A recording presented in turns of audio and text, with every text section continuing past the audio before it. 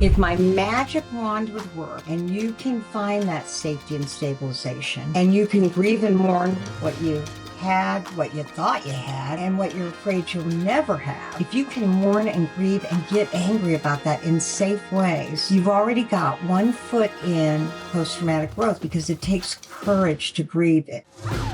If betrayal trauma has touched your life, you're not alone, and healing is possible. This is Betrayal Recovery Radio, the official podcast of the Association of Partners of Sex Addict Trauma Specialists. I'm Dr. Jake Porter, and each week we explore the science, soul, and stories of transformation after betrayal. This podcast is for betrayed partners, for those who've caused harm, and for the professionals walking with them through the healing. Because even in the ashes of betrayal, something beautiful, something strong, something triumphant can rise.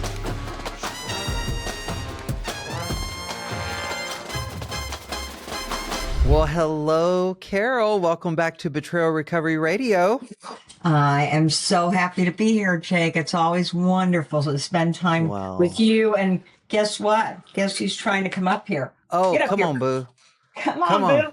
Come on. He's saying fur babies. He's getting old, so he has to be behind me. He can't. Oh, there he is. He can't jump on my lap anymore on a high chair. I got it. Well, fur babies are always welcome on Betrayal Recovery Radio. And so are you, who actually, I like to always make sure people know, started this podcast. And I was just the lucky inheritor of it. So thank you for being here, Carol. Well, you're welcome. You're doing a fabulous job. Oh, thank you. It's an honor. So you've got a new book. I do. And it's called Helping Couples Heal from Infidelity to Find Love Again. And, I've been in the sex addiction world, but I was getting more and more couples that I would say you don't have compulsivity. Right. You have self-esteem issues. You have transactional issues. You have circumstantial issues, and we got to get you healthy. And so I wrote a book separating the two of those because unfortunately, well, not unfortunately, but there are a lot of self-help out there that treat both together. Yes. And so I'm glad they get that, but I really want to tweak them out. Yeah. Mm-hmm. Yeah. I think it's so important and so needed because, I'll just validate what you're saying. What we see in our practice at Daring Ventures, we as well is sometimes people come in and there's definitely been betrayal. Betrayal has happened, but when we actually do the assessment, there's not compulsivity or addiction there. Maybe there's infidelity, maybe even chronic infidelity, but that doesn't mean it's the same thing as sex addiction. And while there's a lot of overlap between what we might do with couples, there's some distinctions as well. So let's talk about that. How is infidelity different from compulsive sexual behavior disorder? Well, there's no doubt that when you're dealing with any kind of sex addiction or compulsive sexual behavior, it tends to get worse and worse and worse. And the need for dopamine becomes more and more extreme, and the old dopamine wasn't enough. And so behaviors worsen and worsen and worsen. And you just mentioned it earlier when you said that you're seeing in your practice singular infidelity or even multiple infidelity. Right. And that can really happen. But that does not show the same brain waves in the brain as compulsive sexual addiction. It's kind of like, this will be unpopular. I always come on the show and say one thing that's a little controversial. That's okay. You're welcome. Do it. Well, some of the men look at pornography. Mm-hmm. And I am not a proponent of pornography in any way, shape, or form. And yet we've been trained to be porn neutral. So I was trained that way. I do not propose it. And in my treatment of infidelity, if there's some pornography use, I've talked to them about ways that we can shut that down because we're building fidelity. That's right. Fidelity means you don't look at other women. You don't fantasize about them, and you don't save time for that. It's a Right. betrayal. It's a betrayal to the partner. And everything we do is partner sensitive. Absolutely. Yeah, that's right. Yeah, it's But they are able to shut that down. yes. Yeah. Yeah, and doing so, and the willingness to do so, is a huge demonstration of prioritizing the healing of that relationship and the prioritizing of safety for the partner that they betrayed, right? I mean, it becomes a really important piece of the process. It is difficult. I've had these conversations, and I'm right with you. I know that this is a little bit controversial, but I've had this conversation with betrayed partners that just because someone looks at pornography, I'm not justifying it at all. I'm same position as you. I'm not a fan. Okay. But just because someone looks at pornography, that doesn't make them a porn addict any more than someone drinking alcohol is necessarily an alcoholic. It's still, it can still impede trust. It can still break down trust, especially if it's hidden, especially if it's violating values, but it doesn't necessarily make them an addict. Yeah. And I think that this can be helpful as well. And I know that you've encountered this as well. Sometimes betrayed partners, they are looking for that reason why. Like, why did this happen? And when they hear about sex addiction or compulsive sexual behavior disorder, they kind of grab onto that, like, oh, this must be it. Mm-hmm. But if that's not actually what was underlying the behaviors, it may undermine their healing long term to try to force someone into that box. Bingo. That was my experience. And that's why I didn't think it was necessarily helpful to look at them the same way. In some ways, they're such different partner betrayals. And, knowing that somebody cheated with 60 prostitutes is abhorrent and it's horrible.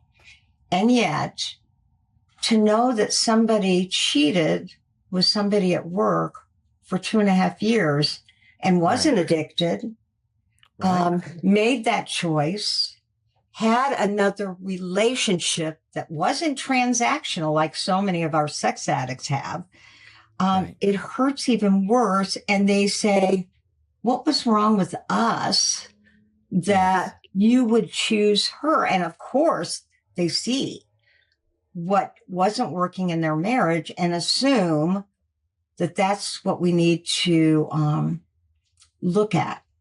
And although it is what we need to look at, we have to look at first rebuilding the values of the betrayer and then rebuild any old wounds and self-esteem issues that contributed to making those choices.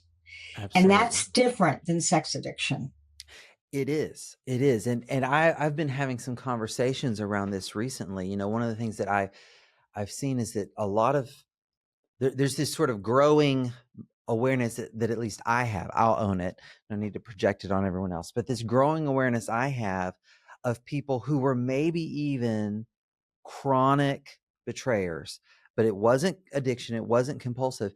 It was more around, like you said, family of origin issues that met with cultural messaging around what it means to be a man and getting status as a man and what success looks like and all of that.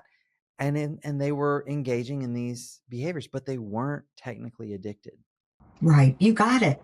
You got it. And so this book, if anybody's read Help Them Heal, it is a spinoff of Help Them Heal because we talk about how the IRCM model, the Early Recovery Couples Empathy Model, can help begin to really talk about those issues in a relational fashion that keeps the partner safe. And we talk about men being betrayed by women betrayers. We talk about same-sex betrayal and what that's like, because culturally, same-sex betrayal is, I should say this differently, culturally, same-sex group sex has been accepted in the gay community. And so that is not necessarily a betrayal unless somebody who's gay doesn't know about it, if there's deception. Right. And again, that's not addictive. Right. Yeah. So Right. Ercom gives skills to help them get more safer, and to grieve and get angry and go to post-traumatic growth. And really, in this book, I shift the thinking to, hey, how can you contribute to this marriage, both of you, as opposed to contaminate it? Yeah. And so I make the partner even more responsible as a team member for the healing. Mm-hmm. And hopefully I do that in a very partner sensitive way. And hopefully I do that in a way that makes them feel like they've got some control. They are a team player, and they want the marriage to work, and they're willing to step up and figure out what they can do to affirm their partner and get affirmed. Because, with partner betrayal, they wonder what's real in their life, and they wonder how they caused it and what they did to contribute to it. And in this book, I do say that the marital problems that were there in some ways contributed, but the betrayer needed to really talk about how they could get help and work through that in a healthy way and not go behind the back. Right. And so let's unpack that a little bit, because I want to make sure that people hear that clearly, because I think it's important. Let me say it back and you tell me if this is what you're saying or tweak it. I think what I hear is you're acknowledging the reality that unhealthy relational dynamics within a marriage can exist and can play into what's going on. And yet none of that is an excuse for going out and cheating. And there's an ownership of understanding, hey, it was on you to be upfront, to be honest, to not try to resolve it that way, but instead to come to your partner and try to do this in a healthy way. Yes, that's exactly what I'm saying. I see a furrowed brow. No. I'm just thinking. I agree. Well, I'll tell you where I'm going is I'm thinking about the work of one of our colleagues, Bill Herring, and his problematic sexual behavior framework. Right.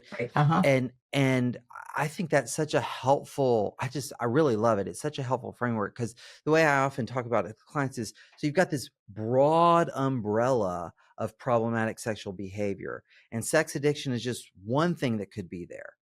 Sex addiction or pornography addiction, or, I don't really like the term love addiction, but love addiction or relationship addiction, or there could be infidelity. Infidelity's there. Sexual offending is there, even though that's of its own category. And, there's sexual anorexia. So all this stuff, but it's this broad umbrella. And he has 5 criteria, right? Let's see. 5 and 3. 5 and 3. Okay. Can we do it? We're going to quiz ourselves here. So the 5 categories are something around values. You're breaking your own values, right? Mm-hmm. So if my behavior is in conflict with my own values, am I hurting anybody? So that's the responsibility piece. Am I hurting anybody? Right? Am I breaking a commitment that I've made? Self-control conflict. Am I doing this even though I don't want to? And am I keeping it secret? Am I keeping it secret? And are there negative consequences? Mm-hmm. I think. Mm-hmm. And you don't have to hit all of those. Any one of those meets the criteria for this problematic sexual behavior framework. Mm-hmm. Right. And again, that's a great reference, because Bill is a proponent of this book. And he also, his mission is that nobody feels stigmatized. Yes. That labeling and stigmatizing people for their behaviors does nothing for the repair. And so if we look at it with those values and with that criteria, and if it at least meets one, right, then we can look at the ones that it meets and say, how can we repair that? How can we build trust from that? Yeah.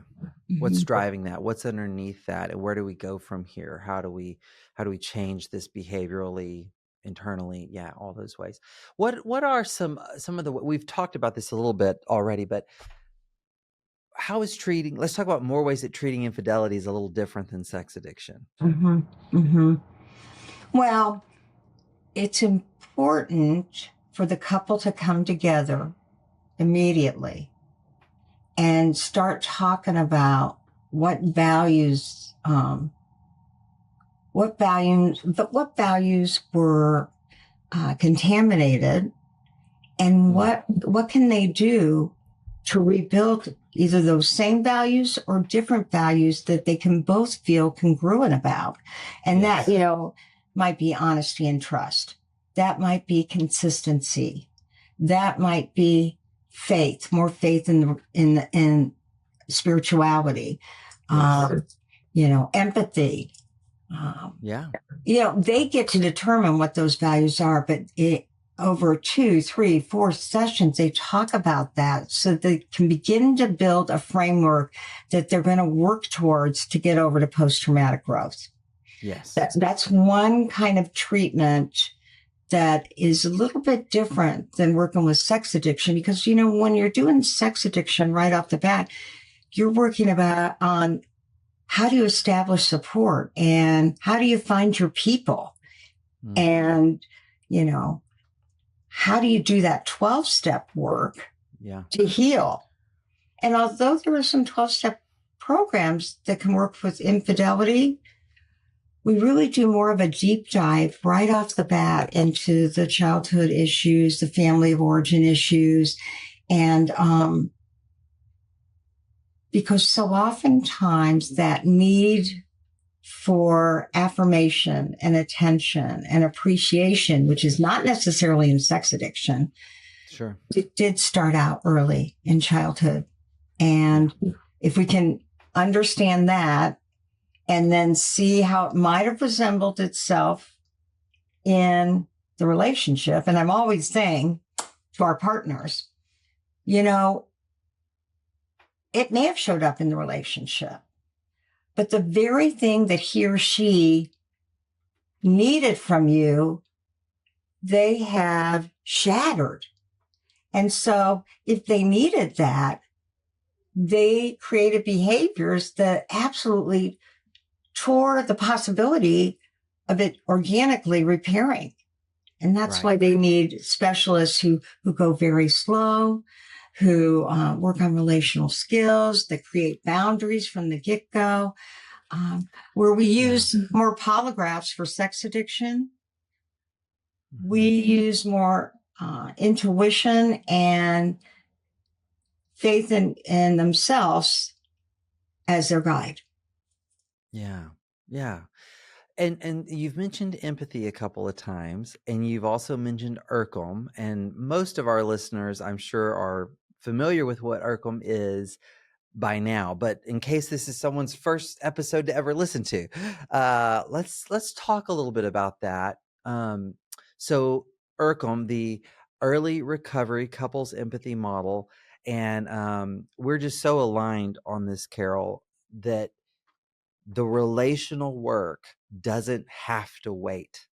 that in fact shouldn't wait. Exactly. In fact, we can do damage by kicking that can down the road or saying, oh, it's not safe. No, there shouldn't be any engagement around that.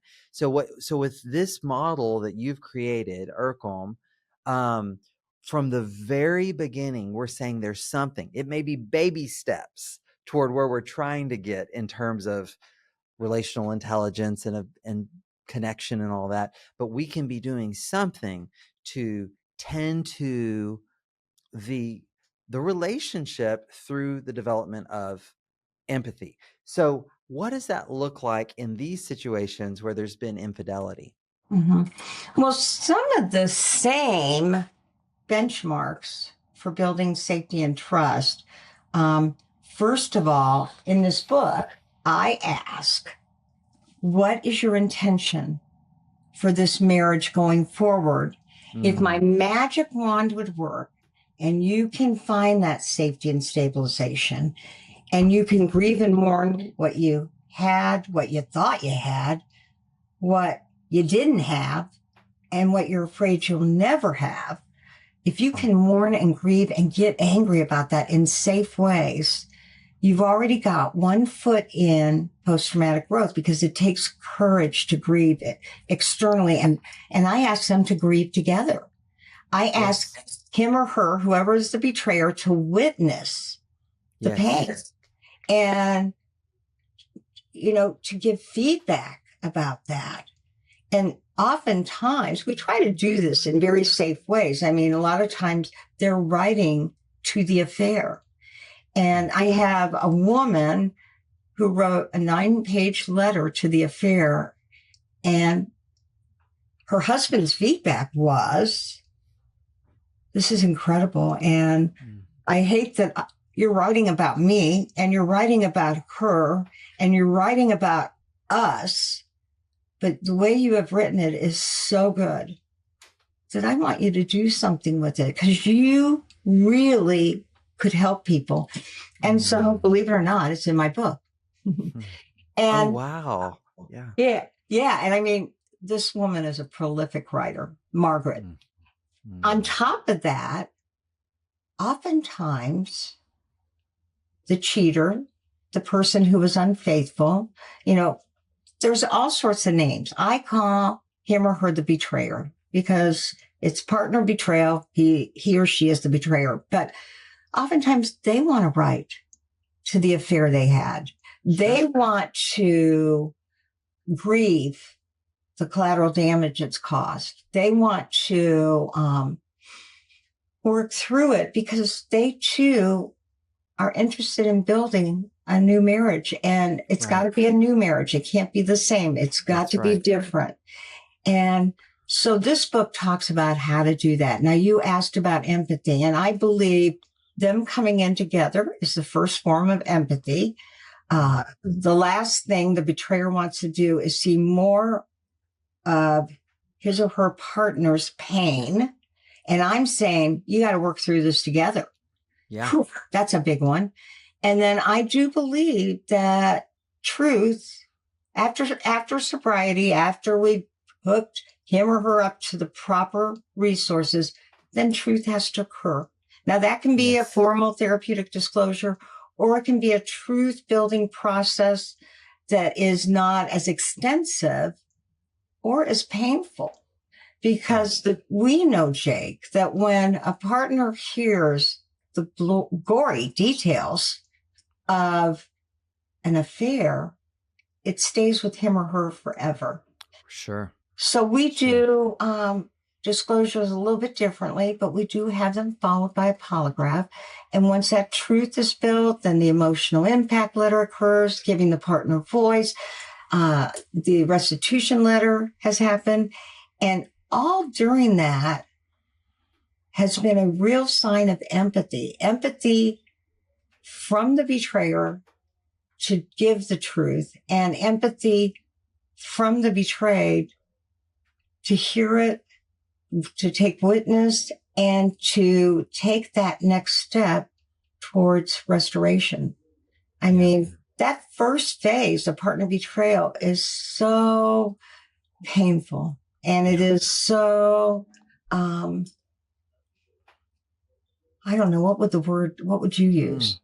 Well, it's devastated their lived experience, and it's a crisis in many ways. Yeah. Well, it's also, that impact is also breaking open the ground, though, for something new. We can talk about that a little later, because I know we're both passionate about the potential for healing and change and growth that can happen as well. But yeah.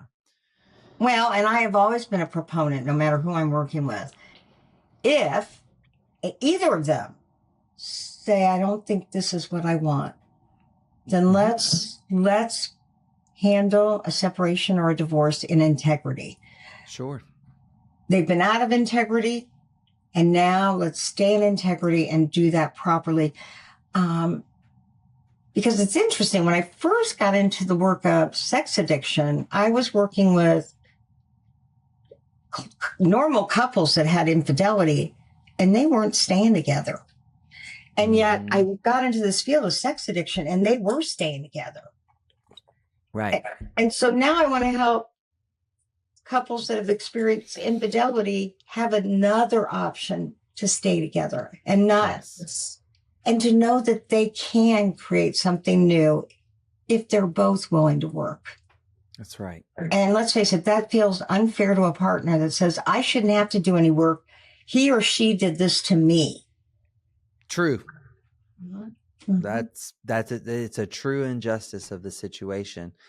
And also a reality that there's a work of healing that each of us can only do for ourselves.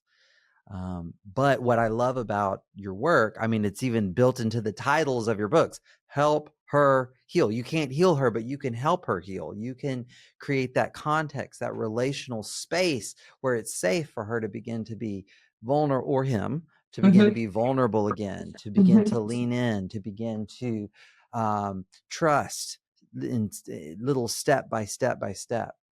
So, yeah. You know, one of the best gifts that I've had from this is that I've got to train professionals to do this work. And we've got a lot of great professionals, you being one of them, that train people how to do your work. If I learned one thing from you that really resonates with my couples, is about making meaningful memories. When they get over there closer to post-traumatic growth, that it's time to shake off the pain.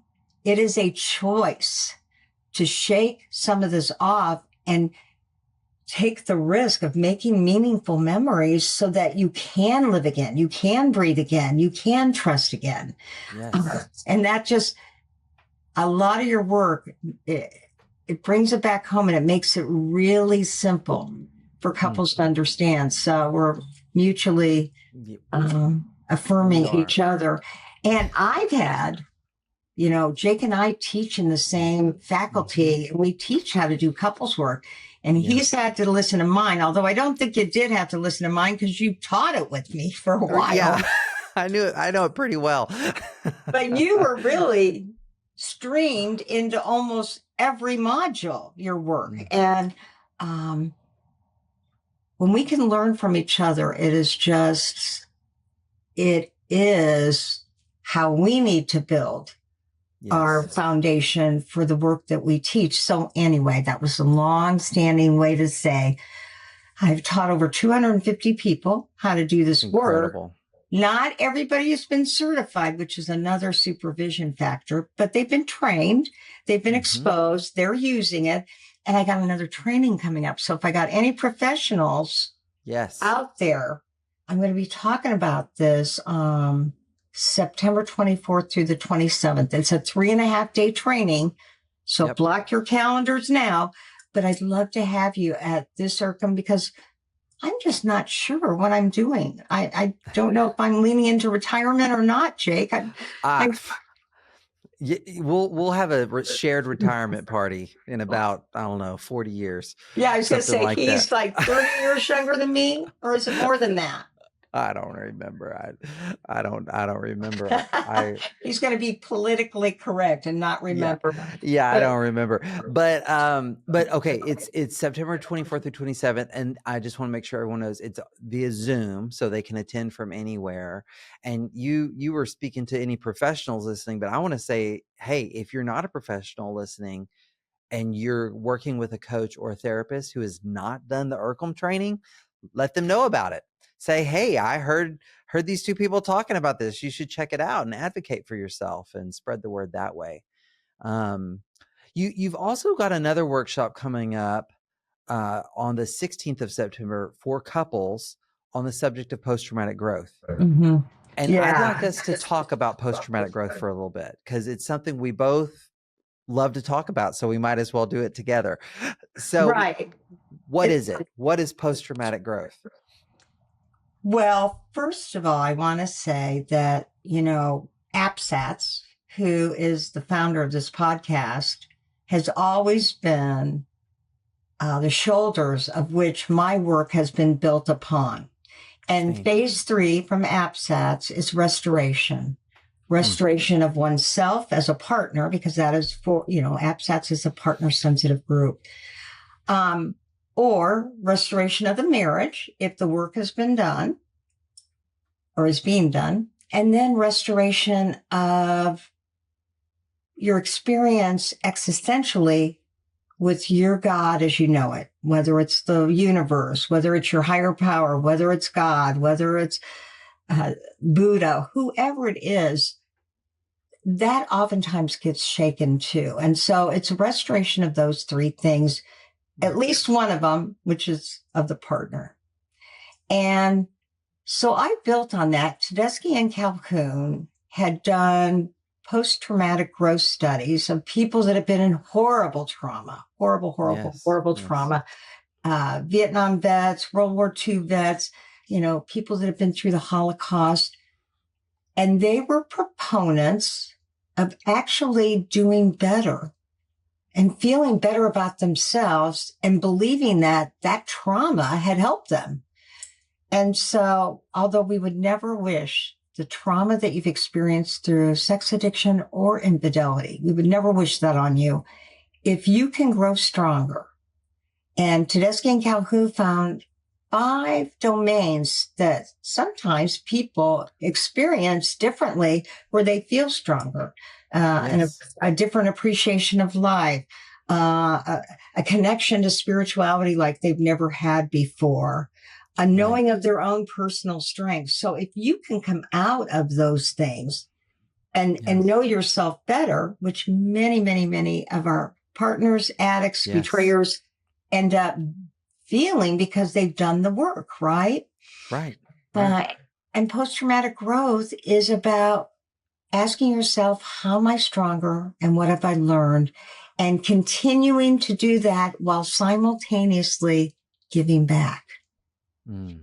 And so if couples can feel stronger and then decide they're going to give back, whether it's in this field or it's being missionaries in Haiti or having, food banks in their own community or raising money for their library, it doesn't matter. But being able to give back so that you realize that what you've been through has not been in vain. And I just really think that's important. It's so important. And that's post-traumatic growth. It's so important, and we're always careful. We don't start there when someone's bleeding out, when they've just heard. But I do believe in, and I know you agree with this, we can start planting seeds early on. I'll even say, I will hold the hope until you're ready for it yourself.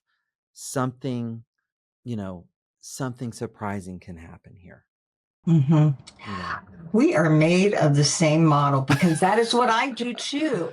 I say, I'm going to hold your hope. I know that if you two decide to work this program, it works. And so I'm going to hold the hope while you're still checking it out and seeing if you can be safe. Right. And beginning to train their brains, helping them train their brains to notice, and to continue that metaphor of a seed being planted, when there's a little, crack in the shell of the seed, and then a little shoot of green coming out, and then a tiny leaf beginning to form, to notice those things and train their brain to catch it. I've got this online group coaching program for couples who are walking through this Choose Connection Academy. We start every one of our coaching sessions, and I ask, who has a win, a victory they can share? And these are people sometimes early on, and the win might be, we had lunch together and it was fine. Or, my daughter's birthday was at the beach and it was a really hard day, but we were able to work together. Great. But training yourself to notice those little victories, those little wins, you can see we are getting stronger. There is something different happening. Our relationship is changing. Well, I have a client that's in your it's Choose Choose Connection Connection Academy. Academy. Yeah. Yeah. And she's been going for a couple, I'd say maybe 10 months, 12 months. And Mm-hmm. she proudly said, I offered up my win right off the bat. And she said, I've had other wins, but this was the first one I really wanted to talk about, share, and inspire others. Yes. Mm-hmm. That's awesome. Mm-hmm. Yeah, but and it works. It works, right? It works for me. It Mm-hmm. helps me as I get to then celebrate with them, right? We know that gratitude changes the brain. Gratitude is an incredible intervention and tool, and that's one of those markers of post-traumatic growth. Well, and we're Yeah. both coaches, and we know that what you appreciate appreciates. That's right. And so when you're ready as a couple, or even when you're doing better, but you may not feel ready to be kind of pushed into, like your exercise right at the beginning of that group, that's a push. It is. You know, somebody give me a win. When you're pushed into it or stretched out of your comfort zone and you start talking wins, or you start talking, what do I appreciate, or gratitude, you know, the natural inclination is to worry, if I do that, then he or she will think they can stop doing it. Right. But nothing could be further from the truth. People need positive affirmation, and sharing a win not only is a win for you, Jake, for them, but for the other couples that get cold chills and really say, whoa, it's possible. It's possible. It's possible. Yeah, it gives them permission to hope. It gives them permission to, to take that risk themselves, right? I'm constantly saying to my clients, we don't grow where it's comfortable. Mm-hmm. You got to hug the cactus, right? We need to reframe how we interpret the discomfort or interpret the challenging times. So often we think this is hard, so I must be doing something wrong, when really sometimes this is hard means I'm doing it exactly right. Mm-hmm, mm-hmm. Yeah. So this post-traumatic growth workshop is just 3 hours. Go to my website, www.sexhelp with Carol the Coach. It morphs into help them heal. Yes. I don't know why my website does that, but it does it that way. And then go to find resources. That tab opens up to go into the couples workshop, and very affordable, about the cost of one therapy session. You both go together, Nice. You pay one fee. And the beautiful thing about it is that I give them skills and I ask them to use them for the next 30 days. And I'll tell you what, we just got done with a partners one.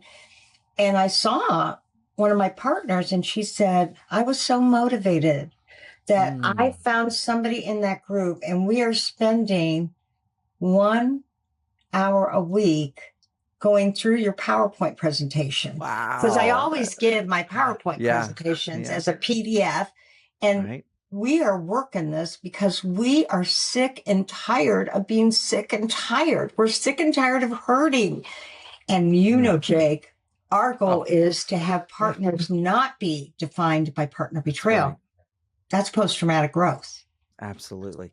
Oh, and I know hearing that's like throwing a bone to a dog. I mean, that's the kind of stuff that just motivates us, that puts more fuel on our fires. Let me ask you this about that workshop. Is there any particular sort of profile of couple? And I'm thinking particularly about like phase of recovery. No, any phase of recovery. Great. Every phase. Yeah. Okay. In the same way as I wanted to have with IRCM. Yes. I'm not just training coaches and clinicians. I'm training people that are in religious helping fields. I'm training people that are working hard on creating couples groups for their own, maybe their own church. So this work is not rocket science, but it isn't done enough. And so, if you think that you and your husband or wife could do this work and you feel like you're healed and want to do it, I mean, I know you come to Jake's podcast because more often than not, you end up feeling really, really good about who you are after you leave. So, The workshop's open to anybody. IRCM, you have to talk to me if you're wondering if you're ready, but you'd be surprised. We help a lot of people in a lot of different directions that their mission is to work with couples to help them heal. Nice. And they can get information about both of those, the workshop and the IRCM training, at sexhelpwithcarolthecoach.com. Right. That's it. Awesome. Awesome. Yeah. Carol, and hold up that new book one more time. I want to make sure that we get the cover, Helping Couples Heal from Infidelity and Find Love Again. Yeah. And show them how thick it is. It is. It's a workbook. Because it's a workbook. That's what I want people to see. This is not just something you read. This is something you do. This is something you do. And so much value there. Carol, I've said this to you before, but I wanted to say it again just to anyone who's never heard me say it about you. Where Carol, I think, just excels, and I admire it because it's not my strong suit, is that you are so practical. You are able to take these really these evidence-based ideas and theories and models, and you create these deliverables that are actionable, and they're right-sized, and it helps couples actually feel that progress and feel their forward movement. So I know that it's filled with great stuff for folks. Oh, thank you. And great minds think alike, because we do our work similarly. He's done IRCM. I've trained with Jake. I mean, it's learning from each other and making the world a better place. And so I thank you. I thank APSATS. They were my start. I thank Lori Hall that got us going on this. There are just so many people that have encouraged us to do our work to help couples heal. And, I think it's one of the best fields ever to be in. Oh, absolutely. It is such a joy, such an honor.